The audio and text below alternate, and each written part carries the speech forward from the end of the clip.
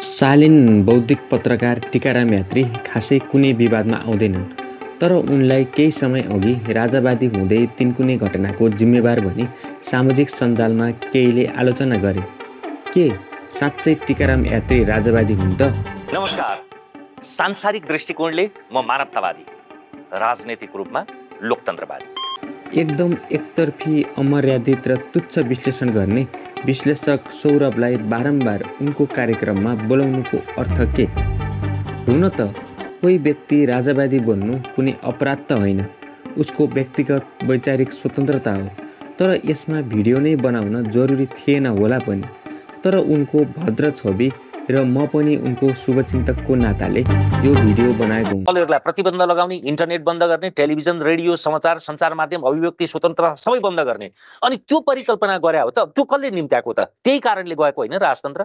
अनि मैले त्यस्तो त्यो ठिक थियो भनेर कहिले भनेको छ त? अनि त्यही गर्ने राजा नै फेरि त्यही राजा चाहिन्छ भनेर भन्नु भने त त्यसकै अनुमोदन होइन र? मुलुकमा राजतन्त्र ल्याउने भन्दै घोषणा गरिएको चैत्र 15 गतेको राजावादीको आन्दोलनको पूर्व सन्ध्यामा राष्ट्रिय जीवनका विविध क्षेत्रमा विशिष्ट योगदान पुर्याउने 32 जना भेला भएका थिए। सो भेलामा राजावादीले गर्ने भनिएको आन्दोलनको समर्थन जनाएको भन्दै अपिल समेत निकालेको थियो। विज्ञप्तिमा एभेन्यूज टेलिभिजनका मालिक भास्कर राज राजकर्णिकार, उद्योग व्यवसायी भवानी राणा, पत्रकार जीवराम भण्डारी, टीकाराम यात्री, युवराज घिमिरे, किशोर प्रधान, पूर्व प्रहरी प्रमुख सर्वेन्द्र खनाल, कलाकार दीपकराज गिरी, अधिवक्ता स्वागत नेपाल लगायतको उपस्थिति थियो। विज्ञप्तिमा वर्तमान व्यवस्था र व्यवस्थापन दुवैप्रति जनतामा रहेका गुनासाहरू र सोको सुधारका लागि जनताले उठाएका शान्तिपूर्ण आवाजहरूप्रति यो भेला ऐक्यबद्धता प्रकट गर्छ भनिएको थियो। साथै आन्दोलनलाई शान्तिपूर्ण बनाउन दुवै पक्षलाई अपिल समेत गरेका थिए। परिस्थिति नियन्त्रण बाहिर गए त्यसको जिम्मेवार सरकार हुने चेतावनी दिएको थियो। तर चैत्र 15 गते आन्दोलनले हिंसात्मक रूप लिँदै 2 जनाको ज्यान गएपछि उक्त विज्ञप्तिमा समर्थन जनाउनेहरूको आलोचना सुरु भएपछि प्रबुद्ध समूहहरू ब्याक भएका थिए। सर्वेन्द्र खनालले आफ्नो नाम अनुमति बिना राखिएको भन्दै आपत्ति जनाएका थिए भने दीपकराज गिरीले सामाजिक सञ्जालमा लेखेका छन्, म न त अहिलेको श्री 3 प्रचण्ड केपी शेरबहादुरको पक्षमा छु, न त उहिलेका श्री 5 को भनेर लेखेका छन्। त्यस्तै टीकाराम यात्रीले उनीले आफूले यसअघि एभेन्यूज टेलिभिजनमा काम गरेको र त्यसका संस्थापक भास्कर राज राजकर्णिकारले बोलाएको कार्यक्रममा धेरै नसोची पुगेको, यस घटनाले मलाई शिक्षा दिएको बताउँछन्। उनले सबैभन्दा निकृष्ट शासन लोकतन्त्र भए पनि त्योभन्दा उत्कृष्ट शासन व्यवस्था पनि लोकतन्त्र नै हो भनेका छन्। सांसारिक दृष्टिकोणले म मानवतावादी, राजनैतिक रूपमा लोकतन्त्रवादी। कुनै पनि सचेत, स्वतन्त्र र निष्पक्ष पत्रकार मात्रै होइन, एउटा व्यक्तिले पनि यदि त्यो सबैलाई अँटाउने कुनै एउटा धरातल र डबली हुन्छ भने त्यो सबैभन्दा सुन्दर आवरण नै लोकतन्त्र हो। भनिन्छ संसारमा जतिसुकै निकृष्ट शासन व्यवस्था लोकतन्त्र भए पनि त्योभन्दा उत्कृष्ट शासन व्यवस्था पनि लोकतन्त्रै हो। उनले भिडियोमा न त राजसंस्थाको स्पष्ट रूपमा समर्थन जनाएका छन्, न त गणतन्त्रको नै समर्थन गरेका छन्। उनले लोकतन्त्र शब्दलाई नै बढी जोड दिएको देखिन्छ।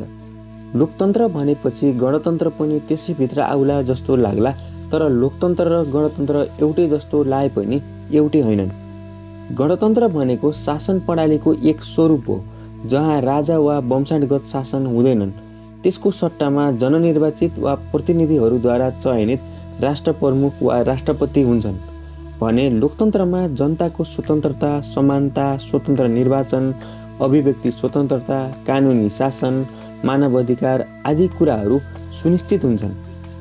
जस्तो एउटा देशमा राजा नहुन सक्ला तर त्यहाँ अभिव्यक्ति स्वतन्त्रता र स्वतन्त्र निर्वाचन हुँदैन भने त्यसलाई लोकतन्त्र भन्न मिल्दैन। उत्तर कोरिया यसको स्पष्ट उदाहरण हो भने चीन र रसियामा पनि व्यवहारगत रूपमा लोकतन्त्र छैन भन्दा पनि हुन्छ। यसको विपरीत जापान, बेलायत जस्ता देशमा संवैधानिक राजा भए पनि अत्यन्त स्थिर र पूर्ण लोकतान्त्रिक देशहरू हुन् जहाँ स्वतन्त्र निर्वाचन, अभिव्यक्ति स्वतन्त्रता, प्रेस स्वतन्त्रता आदि सबै लोकतान्त्रिक मूल्यहरू कायम हुन्छन्। टीकाराम यात्री जस्तो बौद्धिक पत्रकारलाई यो कुरा थाहा नहुने कुरा त भएन। अनि किन गणतन्त्र भन्न हिचकिचाएर लोकतन्त्र शब्द चयन गरे त? गणतन्त्र पक्षधर्ताको भेलामा सहभागी हुनु र गणतन्त्रको पक्षधर्ता लिन हिचकिचाउनुले उनी राजावादी हुन् भन्ने आशंका गर्न सकिन्छ। तर उनले पहिलादेखि नै आफू कुनै पनि राजनीतिक दलमा आबद्ध नभएको स्वतन्त्र पत्रकार भन्ने गर्दथे र पत्रकारहरू पार्टीगत भातृ सङ्गठनको खुलेर विरोध गर्ने भएकाले उनले आफूलाई स्वतन्त्र साबित गर्नलाई पनि गणतन्त्रको खुलेर समर्थन नजनाएको हुन सक्छ। उनी पूर्वीय दर्शनमा रुचि राख्छन्। उनका धेरैजसो कार्यक्रमहरू सनातन धर्म र अध्यात्मसँग सम्बन्धित नै देखिन्छन्। शब्दहरू छन् नि, जस्तो तपाईँले विपश्यना अथवा ध्यान, विपश्यना ध्यान अथवा योग भन्नुभयो भने त्यो कुरा चाहिँ प्राचीन जस्तो लाग्यो। तर माइन्डफुलनेस भन्यो भने अत्याधुनिक भयो, होइन? योगा भन्यो भने पनि अत्याधुनिक भयो, मेडिटेसन भन्यो भने पनि अत्याधुनिक भयो। सार त एउटै हो। किताब यात्राको विशेष सभामा पत्रकार टीकाराम यात्रीलाई एक प्रस्तोताले सोधेको यो प्रश्न सुन्नुहोस्। तपाईँका यो अघिल्लो वर्षको डेटा अनुसार 160वटा कार्यक्रम मध्ये 25 भन्दा बढी कार्यक्रम हिन्दू धर्म, धार्मिकता र पूर्वीय दर्शनमाथि भएको देखिन्छ, होइन?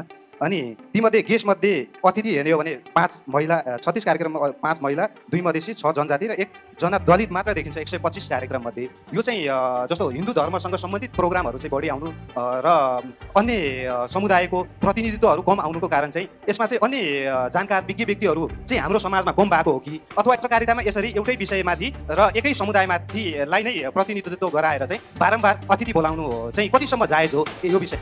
यसको जवाफमा पत्रकार टीकाराम यात्रीले मैले कुनै पनि कार्यक्रम सञ्चालन गर्दा कुन जात, धर्म, लिङ्ग भनेर नहेर्ने, विषयवस्तु र समाजमा त्यसले पार्ने प्रभावको बारेमा मात्र सोचेर कार्यक्रम बनाउने जवाफ दिएका थिए।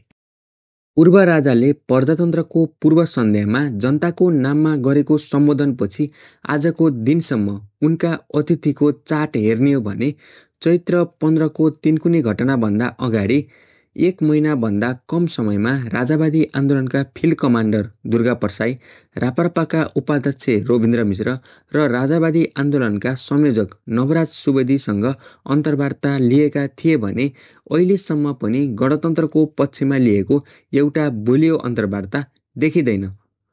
विश्लेषक पुरञ्जन आचार्यसँग टीकाराम यात्रीले लिएको सो अन्तर्वार्ताभित्र पुरञ्जन आचार्यले गणतन्त्रको पक्षमा बोलेका छन्। फरमान जारी नगरेको भए, निषेधाज्ञाको या चाहिँ माओवादीले आफ्नो कार्यक्रमहरू स्थगित नगरे, यी सबै कुराले चाहिँ र प्रधानमन्त्रीले त्यो लेभलको टिप्पणी नगरेको भए यो एउटा घटना हुन्थ्यो, होइन? यो एउटा घटना हुन्थ्यो। अब यसले के गर्यो भने त्यो दिनको त्यो घटना चाहिँ राजनीतिक रूपले चाहिँ सशक्त भयो र यसको इम्प्याक्ट चाहिँ अगाडि पछाडि अब लामो यसको श्रृङ्खला बन्छ भनेर स्वीकार गरेको, गणतन्त्रवादीहरूले स्वीकार गरेको देखियो। हामी चाहिँ तिमीहरूसँग डरायौँ है, तिमीहरूले हामीलाई चाहिँ च्यालेन्जै फ्याँकेको हो, यसलाई चाहिँ अब यो विरुद्ध एक हुनुपर्छ, निषेधाज्ञा जारी। किन चाहिँ निषेधाज्ञा? आज के भएको छ र?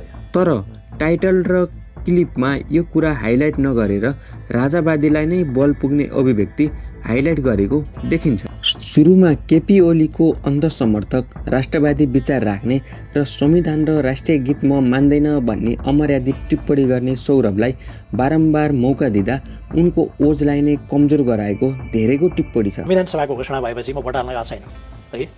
नेपालको 64 सालबाट भएका चुनावहरू कुनैमा मत हाल्नु छैन, त्यसपछि 4वटा चुनाव भएको छैन, गएको छैन। किनभने नेपालबाटै उठेर आएको संविधानको सभा भएको भए म गर्थेँ। यो इन्डियाले ल्याएको संविधान सभाको कुरा हुनाले दुई पल्ट गराएको हुनाले म गइनँ है। म उभिँदाखेरि म जङ्गी निशान नै गाउँछु, म यो अर्को राष्ट्रिय गीत गाउँदिनँ। उनी आफै आफ्नो कार्यक्रममा अतिथि दोहोरिने त कमै हुन्छन् भने तेरिने त बिरलै हुन्छन् भनेर भन्छन्।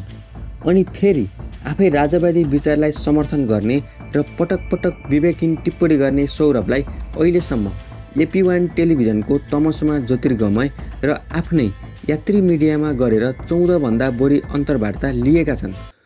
पछिल्लो समय राजावादी मत विकसित भइरहेको बेलामा सत्य तथ्य र बीचमा बसेर कार्यक्रम चलाउनु पर्नेमा उनी नै पुनः सौरभको अन्तर्वार्ता लिएर गणतन्त्र गलत हो भन्ने भाष्य सिर्जना गराउँदैछन्। आखिर सौरभमा त्यस्तो के छ जसले समाजलाई रूपान्तरण, नयाँ चेत जागरण गर्न सक्ने? फेरि यो भनिरहँदा सौरभ नराम्रो व्यक्ति भन्न खोजेको होइन, अन्तर्वार्तामा नै नबोलाउन पर्ने मान्छे भनेको होइन। एकै मान्छेलाई बारम्बार बोलाउँदा र उनका अभिव्यक्तिले समाजमा पार्ने प्रभाव पनि सोच्नुपर्ने हो कि? मेरो विचारमा भन्नुपर्दा कुनै पनि व्यक्ति राजावादी हुनु नहुनु उसको व्यक्तिगत वैचारिक स्वतन्त्रता हो।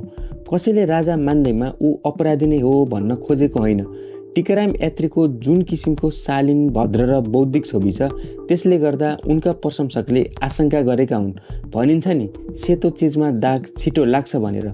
टिकारामको प्रष्ट छवि भएकोले नै सानोतिनो कुरा पनि ठुलो जस्तो लागेको हो। मिडिया, चलचित्र जस्ता सामग्रीले जनतामा विचार विनिर्माण र भाष्य निर्माणमा ठुलो भूमिका खेलेको हुन्छ। त्यसैले राजावादी मात्र अतिथि आउँदा त्यसले जनतामा राजा नै ठिक रहेछन् भन्ने भाष्य निर्माण हुन जान्छ। त्यसैले अहिलेको परिप्रेक्ष्यमा गणतन्त्र किन ठिक भन्ने नयाँ युवा पुस्तामा बुझाउने भूमिका पनि मिडियाको नै हुन्छ। साथै सौरभ जस्तो व्यक्ति बारम्बार बोलाउँदा त्यसले दर्शक नै मोनोटोनस भएर टिकाराम यात्रीको छविमै असर गर्न सक्छ। अन्त्यमा यो भिडियो बनाउन योग्य विषय हो होइन भन्ने थाहा छैन, तर टिकाराम यात्रीको प्रशंसकको नाताले एक फ्यानको चिठी भनेर पनि बुझ्नुहोला।